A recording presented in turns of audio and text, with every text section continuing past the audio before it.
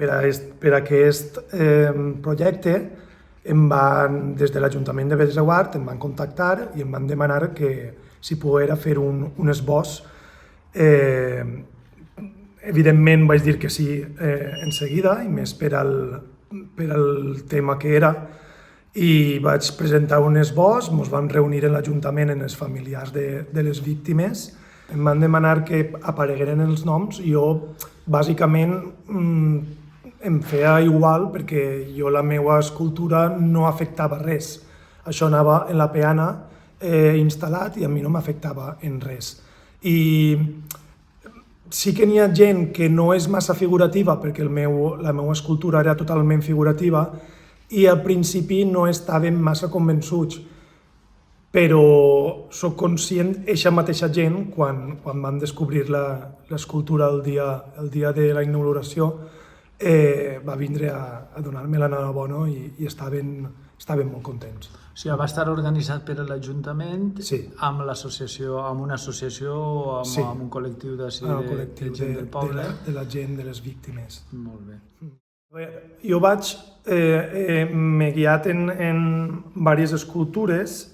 El tema és que ara no em venen al cap de qui són, però que mitjançant la figuració i la, diguem, exaltació de la figura li donen un cert honor i una certa importància i una certa, no sé com dir-ho...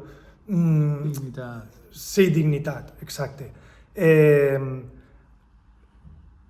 En la plaça de Trafalgar n'hi ha un referent que és una xica, està en una peana de no sé si són 6 o 7 metres, és una xica feta en marbre i és una xica que va tindre família,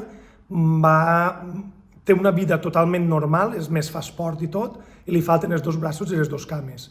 I no recordo massa bé ara l'autor que és, la va ensalçar dalt d'una peana i la va esculpir en marbre. Això em va donar a mi un referent molt potent per a fer jo la meva obra.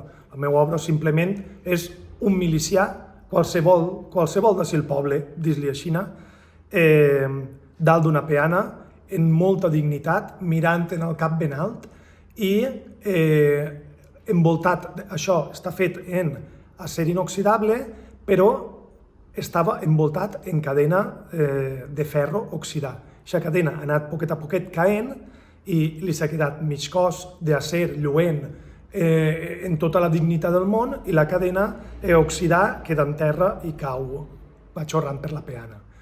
La cadena, aspectes formals, la cadena la vaig tindre que crear jo, eslabó per eslabó, perquè avui en dia les cadenes són de galvanitzat i no s'oxiden.